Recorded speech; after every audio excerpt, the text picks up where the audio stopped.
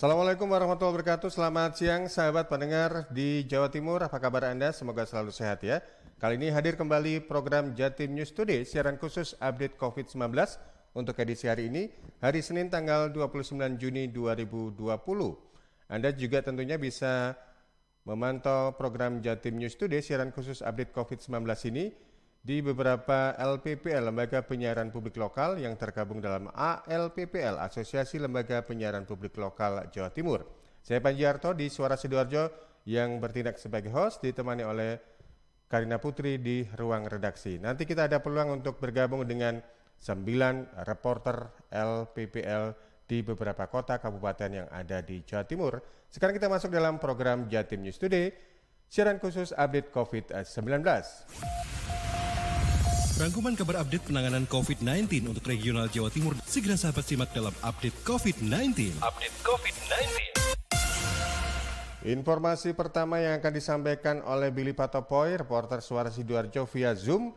7 rumah sakit rujukan penuh, warga diminta tidak terbawa euforia. Billy.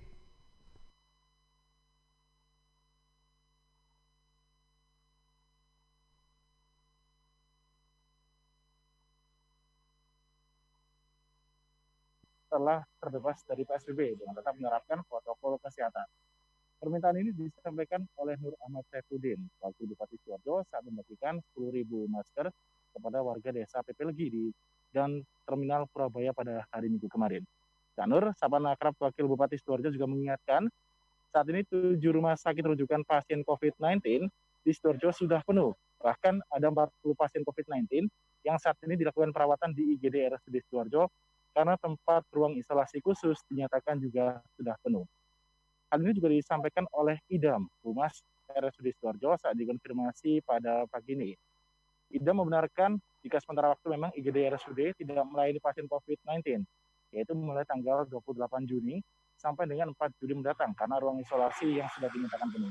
Sementara itu untuk update terkini untuk perkembangan COVID-19 di Kabupaten Sidoarjo sendiri, PDP ada di angka 1.343, PDP 750 pasien, terkonfirmasi 1.506, 113 meninggal, dan 233 sudah dinyatakan sembuh. Demikian saya Billy Patopoy melaporkan untuk Jatim News Today. Dari Billy Patopoy kita bergeser untuk informasi dari reporter berikutnya via Zoom. Ada Agustin Merdekawati, Ersal FM Nganjuk. Sukomoro jadi zona merah ke-15. Agustin.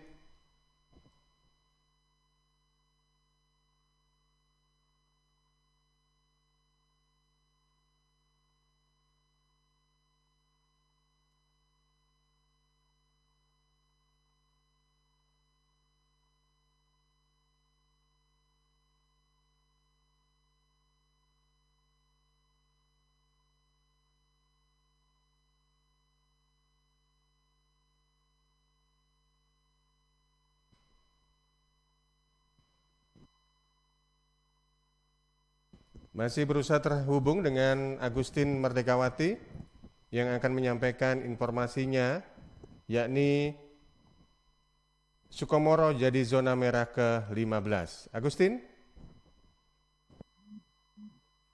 Jumlah zona merah di Kabupaten Nganjuk bertambah. Kecamatan Sukomoro merupakan red zona ke-15 setelah salah satu pasien teridentifikasi positif COVID-19 dan meninggal dunia.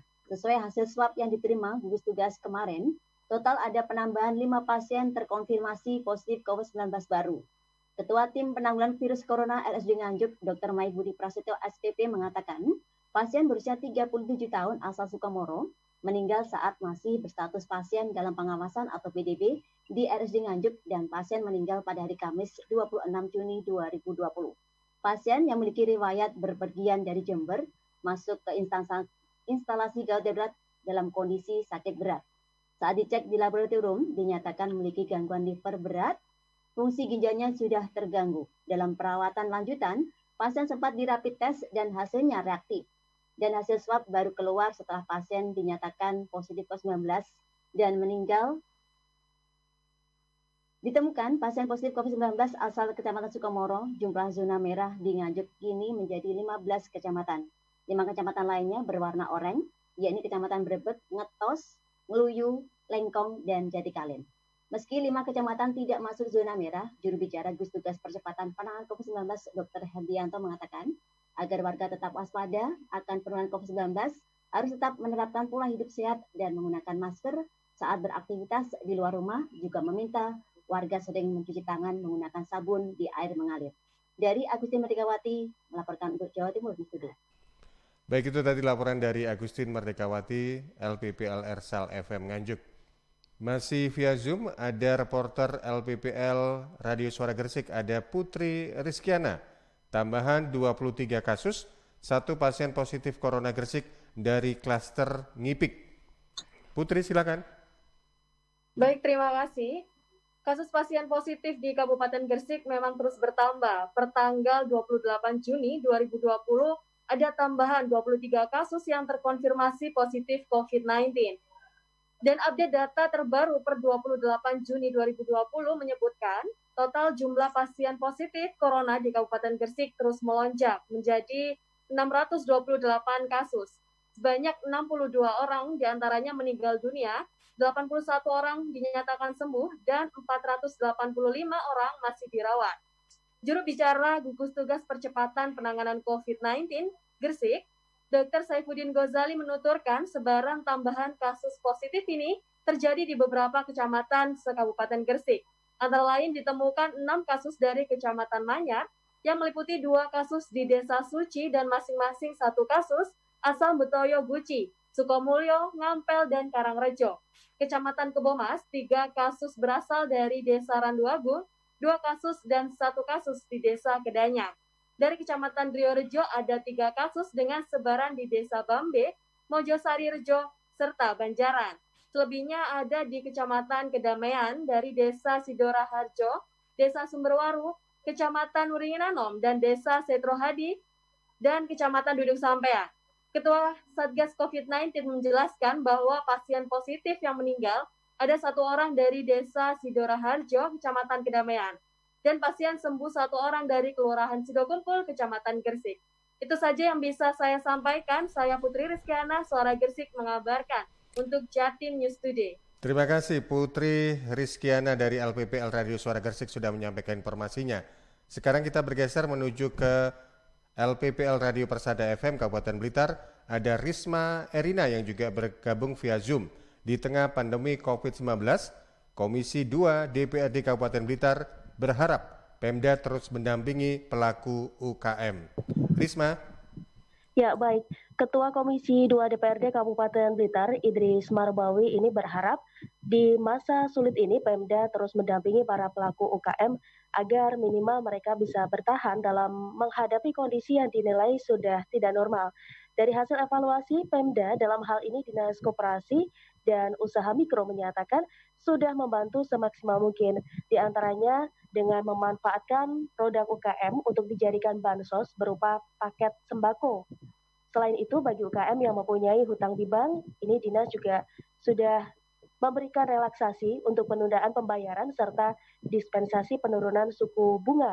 Dengan upaya-upaya itu diharapkan ini bisa membantu pelaku UKM di tengah pandemi COVID-19. Dan Idris juga berharap ini nantinya bisa muncul kreativitas baru di tengah pandemi COVID, karena ia yakin ada sisi yang bisa dimanfaatkan UKM untuk menghasilkan produk yang dibutuhkan saat ini. Demikian, saya Risma Erina dari LPPL Radio Persada FM Kabupaten Blitar melaporkan untuk Jatim News Today. Masih dari sahabat LPPL Radio Persada FM Kabupaten Blitar, kali ini kita akan berjumpa dengan reporter Ari Kusuma yang melaporkan via telepon ya. Bupati Blitar minta Perbub tentang new normal selesai akhir Juni 2020. Ari Kusuma. Bupati Blitar Rianto meminta seluruh petugas terkait supaya segera menyelesaikan peraturan Bupati atau Perbub tentang penerapan kenormalan baru atau new normal rampung akhir bulan Juni mendatang. sehingga diharapkan peraturan tersebut selesai tepat waktu. Menurutnya, apabila Perbub selesai, maka pemerintah daerah secara masif akan mensosialisasikan tatanan kehidupan baru kepada masyarakat. Sesuai perkembangan, sejauh ini segala sektor di Kabupaten Blitar sudah mempersiapkan secara optimal guna menyambut new normal, termasuk membuka kembali aktivitas di pondok pesantren. Namun, ditekankan kepada semua sektor agar membudidayakan protokol kesehatan dengan ketat, karena dengan menjalankan rutinitas tersebut bisa mencegah penyebaran virus corona. Perbub masih disusun, insya Allah ini tinggal finishing ya untuk perbubnya, dan semua sektor ini sudah mempersiapkan dengan baik. Sebelumnya, pemerintah Kabupaten Blitar telah mengumumkan kepada publik terkait pembukaan kembali destinasi wisata pada minggu pertama bulan depan. Tetapi warga diwanti-wanti terus patuhi himbauan pemerintah. Ari Kusuma, LPPL Radio Persada FM Blitar. Anda masih bersama di program Jatim News Today, siaran khusus update COVID-19 yang bisa Anda pantau di 8 LPPL Lembaga Penyiaran Publik Lokal, di antaranya Realita FM Pamekasan, Suara Sidoarjo, Suara Gresik, Pradia Suara Tuban, Ersal FM Nganjuk, Mardika FM Kota Blitar, Persada FM Kabupaten Blitar, dan LPPL Suara Madiun. Sekarang kita menuju ke Amanda dari LPPL Radio Suara Madiun. Masyarakat dapat laporkan temuan pelanggaran protokol kesehatan ke akun medsos Wali Kota. Amanda. Sahabat Jatim News, dalam menangani COVID-19 tentu dibutuhkan kerjasama masyarakat. Karenanya, Wali Kota Madiun Maidi berharap partisipasi masyarakat terus ditingkatkan. Tidak hanya disiplin dalam penerapan protokol kesehatan, namun juga aktif dalam pengawasan dan melaporkan bila menemukan pelanggaran. Juru bicara Tim Gugus Tugas Percepatan Penanganan COVID-19 Kota Madiun, Nur Afla mengatakan, masyarakat dapat memberikan laporan berupa foto beserta caption yang diupload melalui media sosial masing-masing dengan menyebut akun medsos Pak Maidi. Wali Kota memang menghendaki laporan langsung kepada akunnya. Artinya, Wali Kota menaruh perhatian serius terkait hal ini. Tentunya laporan harus jelas dan sopan. Afla mencontohkan laporan terkait salah satu rumah makan di Kota Madiun, yakni adanya rumah makan yang masih menerima pembeli tanpa bermasker, tidak berjaga jarak, atau pelayan yang menggunakan face shield namun masker berada di dagu. Afla menambahkan pelanggaran pemakaian masker memang sering terjadi. Jika terbukti ada pelanggaran, rumah makan terkait akan diberikan tindak tegas dengan penutupan selama 1 minggu. Pelaku usaha memang sudah cukup tertib dalam pemakaian masker, hanya ada yang masih mengenakan secara tidak benar. Salah satunya, masker yang hanya untuk menutupi mulut. Artinya, bagian hidung masih tidak terlindungi. Wali Kota Maidi terus berupaya meningkatkan protokol kesehatan COVID-19 setelah Kota Madiun berstatus zona hijau beberapa waktu lalu. Dengan keterlibatan masyarakat, diharapkan kedisiplinan menjalankan protokol kesehatan semakin ditingkatkan. Sebagai informasi sahabat, data dari dashboard.madiunkota.go.id, persebaran COVID-19 di Kota Madiun per tanggal 28 Juni sebesar 1.507 orang dengan risiko, dengan rincian 1.422 orang selesai pemantauan, 225 orang tanpa gejala, 131 orang selesai pemantauan, 76 orang dalam pemantauan, 72 orang selesai pemantauan dan sembuh, dan 3 orang positif COVID-19. Amanda, Suara Madiun untuk Jatim News Today. Berikutnya ada 2 reporter dari LPPL Radio Mardika FM Kota Blitar yang akan menyampaikan informasinya by phone. Ada Dery dan juga Kirana Nisa. Kita ke Dery terlebih dahulu. Dari Mardika FM Kota Blitar, rapid test 17 petugas verifikasi faktual reaktif. KPU Kota Blitar ikuti anjuran dari Dinas Kesehatan. Dery. Usai melakukan rapid test terhadap petugas verifikasi faktual, Komisi Pemilihan Umum KPU Kota Blitar akhirnya menyampaikan hasil sementara pemeriksaan. Khairul Umam, Ketua KPU Kota Blitar saat dikonfirmasi Jumat sore 26 Juni 2020 mengatakan, meski hasil resmi dari Dinas Kesehatan Kota Blitar belum keluar, namun berdasarkan hasil koordinasi sementara menyebutkan, dari 102 petugas yang di rapid test, 13 diantaranya dinyatakan reaktif. 13 petugas itu, sebagian merupakan anggota PPS dan sebagian petugas tambahan. Umam menegaskan, dari hasil itu pihaknya tetap mengikuti protokol kesehatan yang telah ditetapkan Dinas Kesehatan. Petugas yang dinyatakan reaktif diminta untuk isolasi mandiri selama 14 hari.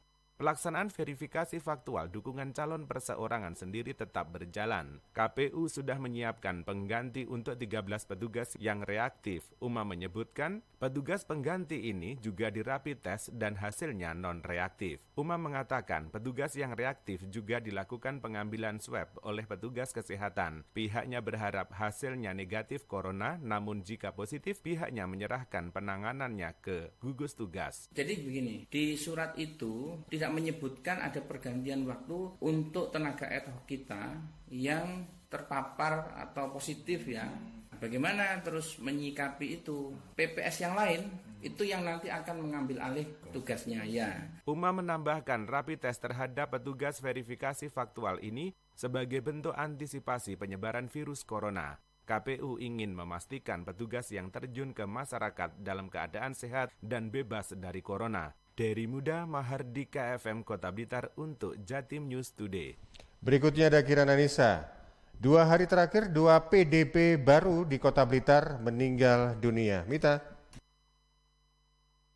Muhammad Muklis, juru bicara gugus tugas percepatan penanganan COVID-19 Kota Blitar mengatakan, 2 PDP baru itu meninggal pada Sabtu 27 Juni 2020 dan Minggu 28 Juni 2020. PDP yang meninggal pada Minggu berjenis kelamin laki-laki usia 37 tahun asal Kelurahan Karangtengah, Kecamatan Sananwetan, Kota Blitar. Pasien memiliki riwayat perjalanan dari Surabaya 15 Juni kemarin. Kemudian pasien dirujuk ke RSUD Mardi Waluyo Kota Blitar dengan keluhan perut perih, berkeringat tinggi, demam, dan batuk. Pada tanggal 28 Juni dilakukan pengambilan spesimen swab tenggorokannya. Namun pada pukul 12.20 WIB yang bersangkutan berpulang ke Rahmatullah. Sedangkan untuk 1 PDP baru yang meninggal pada Sabtu berjenis kelamin perempuan usia 60 tahun asal Kelurahan Sentul, Kecamatan Kepanjen Kidul, Kota Blitar. Pasien sempat berobat di salah satu rumah sakit swasta Kota Blitar Jumat 26 Juni 2020. Pasien mengeluhkan sesak nafas, batuk,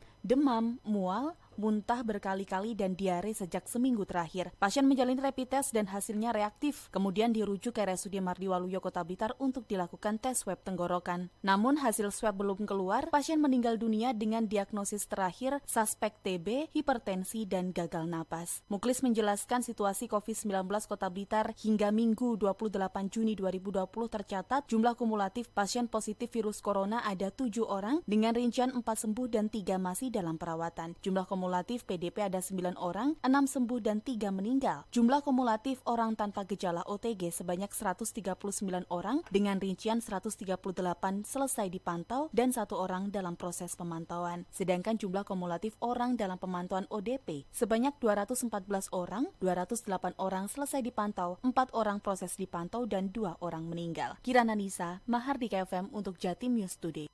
Kesempatan terakhir kita bertemu dengan sahabat-sahabat dari Realita FM Pamekasan, ada reporter Arifin. 1 staf terpapar COVID-19, Puskesmas Larangan Pamekasan ditutup selama 14 hari. Arifin. Puskesmas Larangan Kabupaten Pamekasan mulai Minggu 28 Juni hingga Sabtu 11 Juli 2020 dilaksanakan penutupan sementara. Hal itu sebagai tindak lanjut adanya staf puskesmas yang terkonfirmasi positif COVID-19. Pemberitahuan itu berdasarkan surat permohonan Kepala Puskesmas Erlina SST MM yang disampaikan kepada Kepala Dinas Kesehatan Kabupaten Pamekasan untuk melakukan penutupan sementara. Dalam isi surat tersebut menyebutkan dengan adanya 1 staf yang terpapar COVID-19 dilanjutkan rapid test terhadap 82 karyawan dengan hasil 4 orang reaktif ditambah 4 orang keluarga staf yang kontak langsung dengan pasien terkonfirmasi positif, total menjadi 8 orang rapid test reaktif. Berdasarkan data di atas, kondisi Puskesmas Larangan secara medis sangat beresiko transmisi lokal penularan COVID-19, sehingga diambil keputusan untuk dilaksanakan penutupan sementara selama 14 hari inkubasi rantai penularan coronavirus, demi menjaga keselamatan bersama seluruh karyawan dan masyarakat Pamekasan pada umumnya. Dari Realita FM Pamekasan, Arifin. Demikian tadi sahabat, 9 reporter sudah hadir untuk memberikan informasinya dalam program Jatim News Today, siaran khusus update COVID-19 untuk edisi hari ini, hari Senin, 29 Juni 2020. Mewakili kerabat tugas, saya Banjarto mengucapkan terima kasih, selamat siang dan salam sehat. Permisi. Perkembangan penanganan COVID-19 untuk wilayah regional Jawa Timur sudah sahabat simak dalam update COVID-19. Update COVID-19. Update COVID-19 bisa sahabat simak Senin sampai Sabtu jam 11 siang. Persembahan dari Asosiasi Lembaga Penyiaran Publik Lokal Jawa Timur.